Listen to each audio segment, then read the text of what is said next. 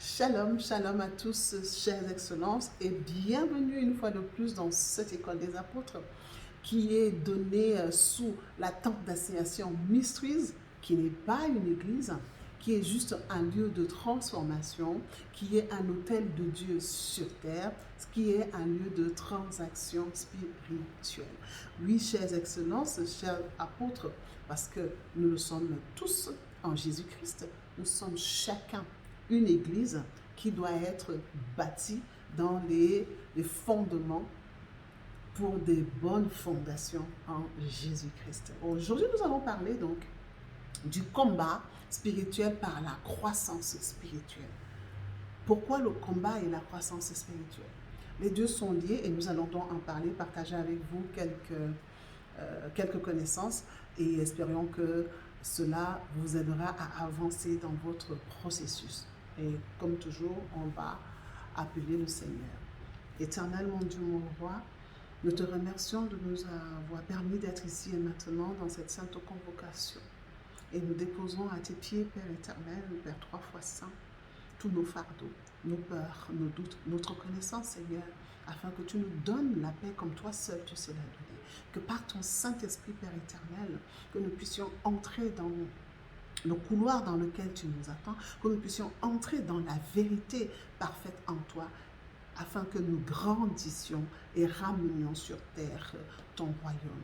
Au nom puissant de Jésus-Christ, nous t'avons prié. Amen. Oui, amen. Alors, chères excellences, le combat spirituel par la croissance spirituelle. Je suis apôtre Néma, selon Dieu et non les hommes, mis à part pour restaurer son autel par la connaissance et le Saint-Esprit, et exerçant dans le gouvernement de Dieu. Oui, le combat spirituel par la croissance spirituelle. Aujourd'hui, nous voyons le combat. Le chrétien a un ennemi spirituel qui est fortement installé, qui a un certain pouvoir et qui a une omniprésence dans le monde. Oui. Et la façon dont il combat est le plus haut niveau de combat. Parce que pour arriver à ce niveau de combat, il y a des préalables.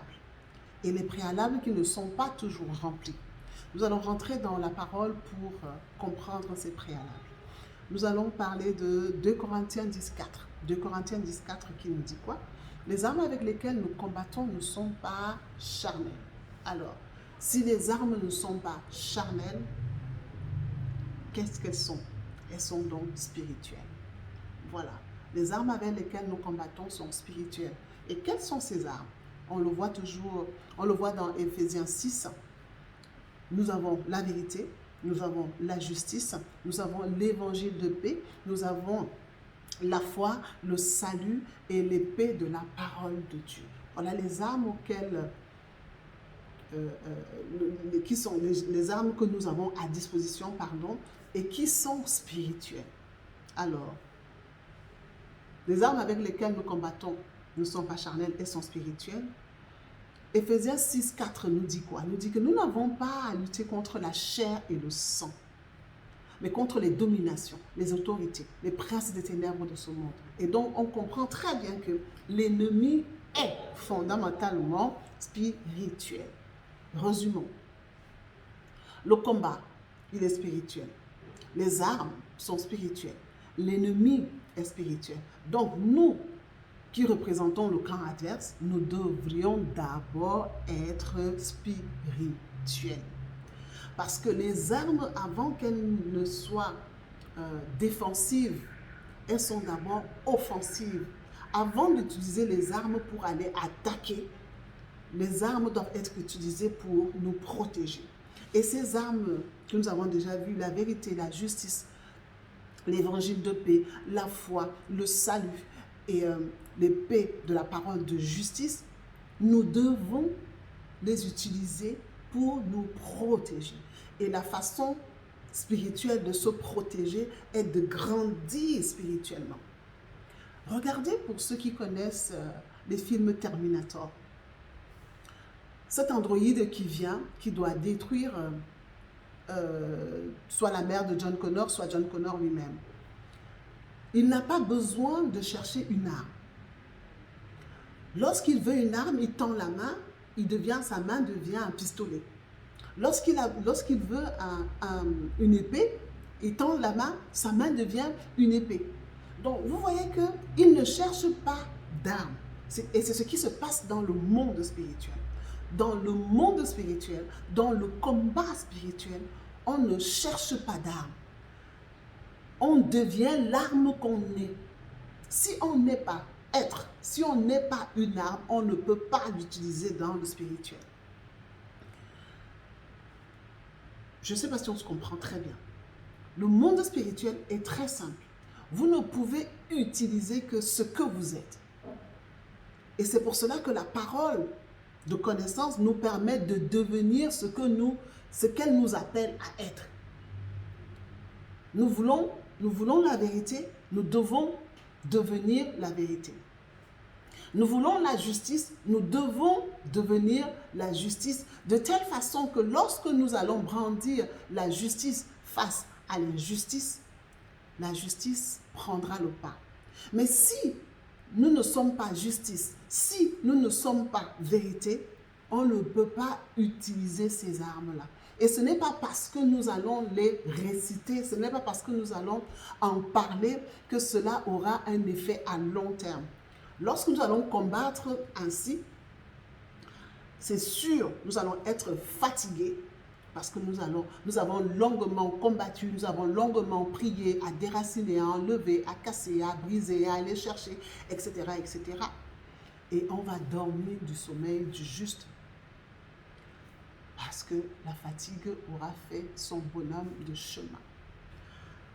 Mais lorsque nous utilisons d'abord ces armes pour nous bâtir et donc nous protéger, pour les devenir, nous pourrions ensuite maintenant les utiliser comme Jean nous dit, au commencement était la parole était avec Dieu, la parole était Dieu.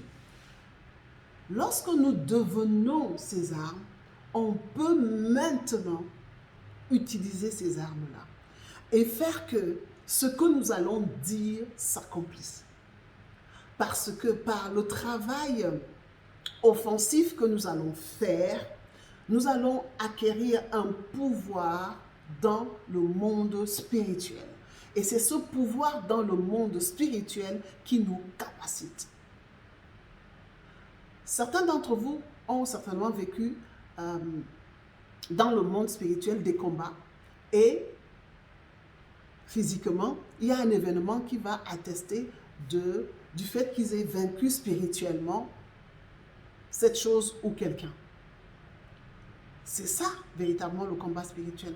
Mais on peut être amené à l'exercer, à le faire physiquement, comme on va le faire dans les prières de combat.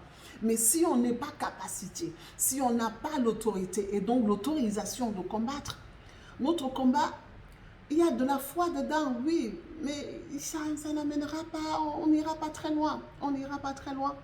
Et on aura juste un temps d'accalmie et ce pourquoi on a combattu reviendra avec une autre force, avec une autre puissance. Nous devons donc comprendre que l'ennemi étant spirituel, le combat étant spirituel, les armes étant spirituelles, nous devons devenir des êtres spirituels.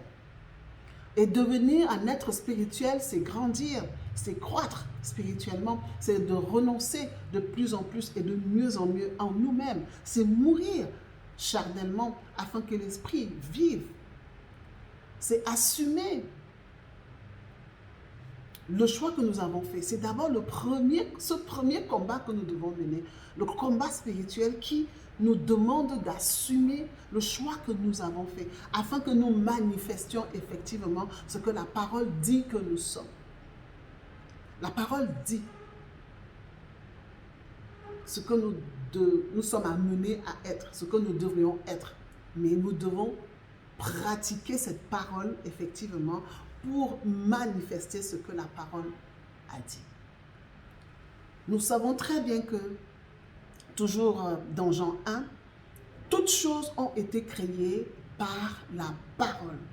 Toutes choses ont été créées par la parole. Ça veut dire que si nous voulons changer quelque chose, si nous voulons revoir quelque chose, c'est par la puissance de la parole que nous pouvons le faire. Et si nous n'avons pas la puissance dans la parole, c'est-à-dire que nous n'avons pas un pouvoir spirituel qui nous capacite, qui nous donne l'autorité, qui nous donne le pouvoir d'agir, eh bien, il n'y aura rien qui changera effectivement dans notre vie. Comment pensez-vous que l'homme de Dieu, le prophète, le pasteur, l'apôtre, etc., qui arrive et qui change la vie de quelqu'un en le guérissant, en le délivrant, etc., etc., vous pensez qu'il fait comment? C'est parce qu'il a un niveau de relation avec Dieu. Il a un niveau spirituel qui lui permet effectivement de parler et de voir accomplir ce qu'il dit.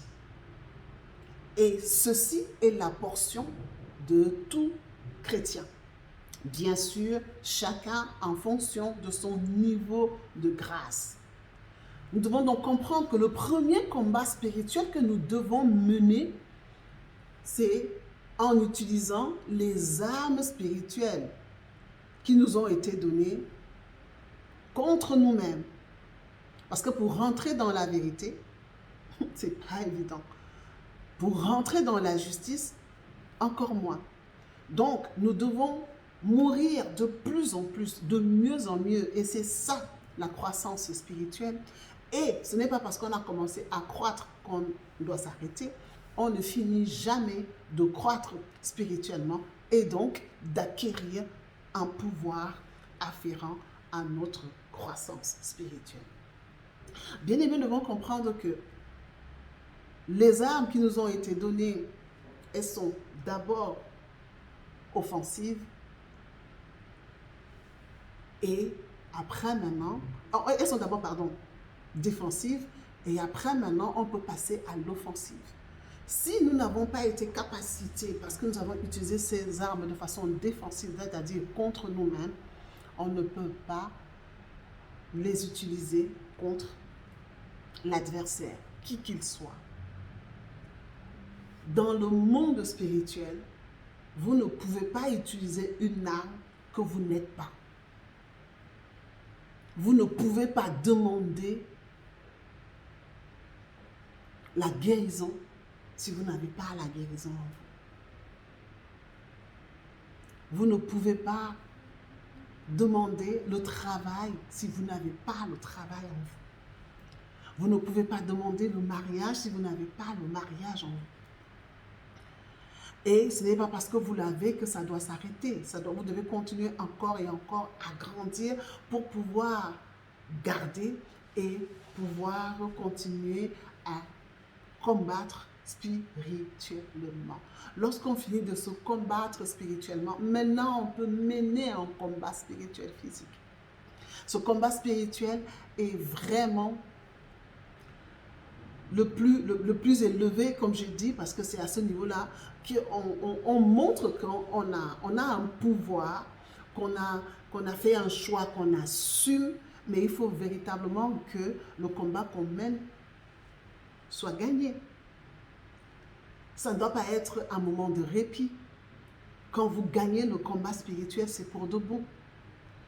Et pourquoi il va être pour de bon? Parce que vous êtes devenu ce que vous avez gagné.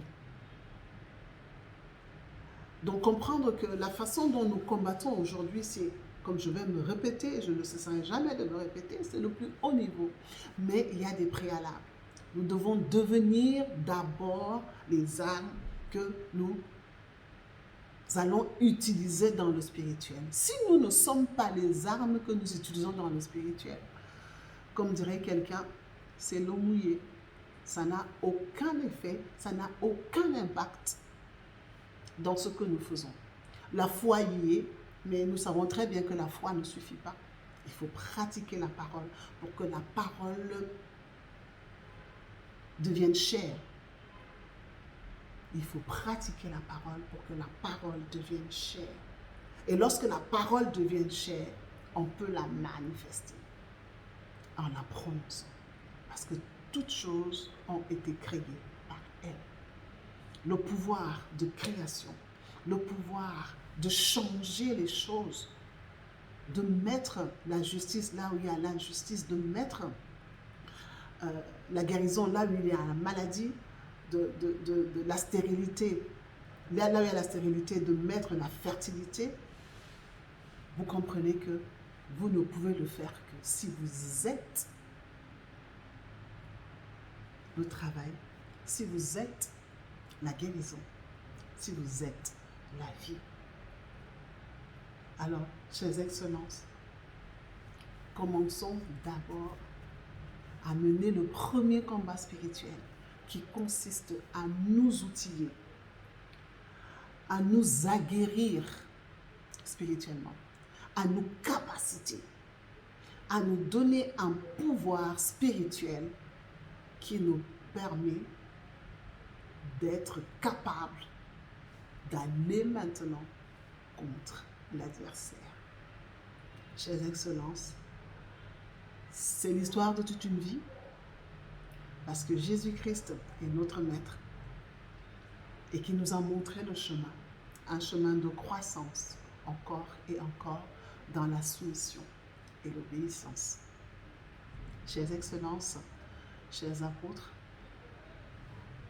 nous espérons que ces explications vous aideront à avancer dans votre processus de transformation, dans votre processus d'acceptation de qui vous êtes en Jésus-Christ. Que le Seigneur vous bénisse et vous garde. Shalom, shalom, shalom.